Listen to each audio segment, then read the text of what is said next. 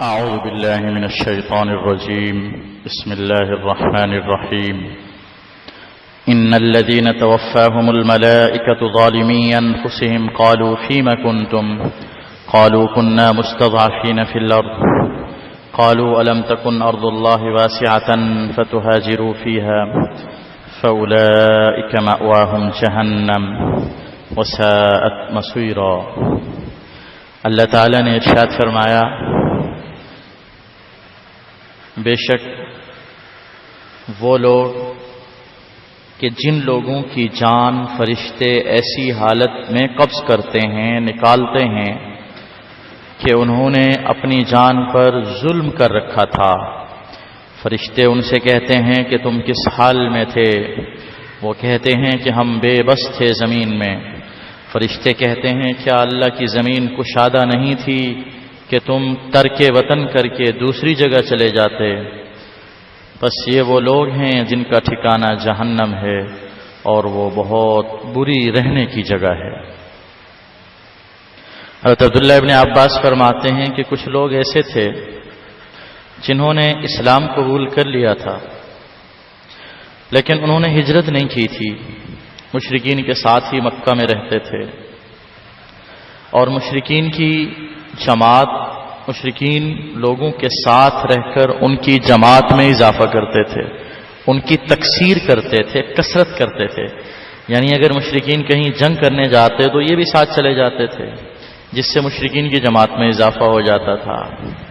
نتیجہ یہ ہوتا تھا کہ ان میں سے بعض کو کبھی تیر لگ جاتا جس سے وہ مر جاتا یا تلوار سے مر جاتا. تو اس پر اللہ تعالیٰ نے یہ آیت نازل فرمائی کہ ایسے لوگ جنہوں نے اپنی جانوں پر ظلم کیا، یعنی ہجرت نہیں کی، ہجرت کے مواقع ملنے کے باوجود بھی ہجرت نہ کرنا، یہ اپنے دین اور ایمان اور اپنے اسلام کے حوالے سے بڑی خطرناک بات تھی. اس وقت جب ہجرت کرنا واجب تھا، فرض تھا، اس وقت اگر کوئی ہجرت نہ کرتا تو یہ بڑی خطرناک بات تھی.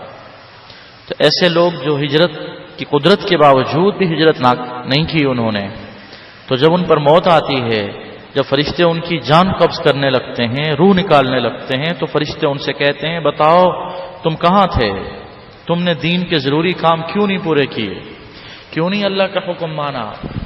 وہ جواب میں کہتے ہیں کہ ہم تو بے بس تھے، مغلوب تھے، کمزور تھے.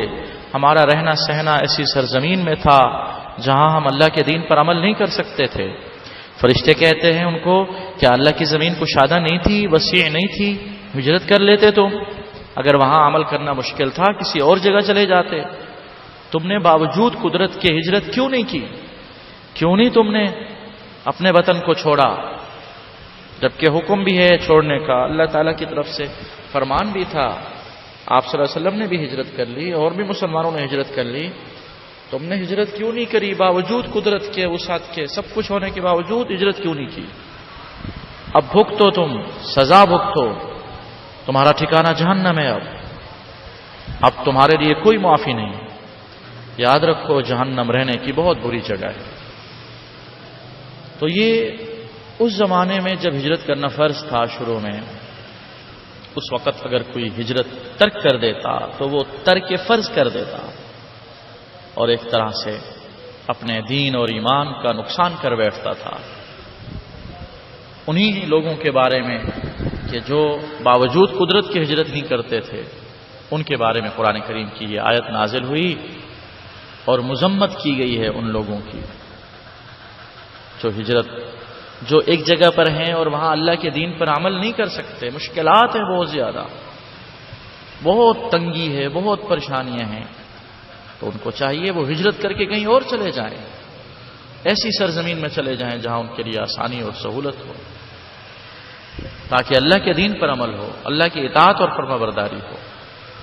ہاں بعض طبقات ایسے ہوتے ہیں کہ جو باوجود ہجرت کے چاہنے کے، یعنی وہ چاہتے ہیں کہ ہم ہجرت کریں لیکن وہ ہجرت اس کے باوجود بھی نہیں کر سکتے.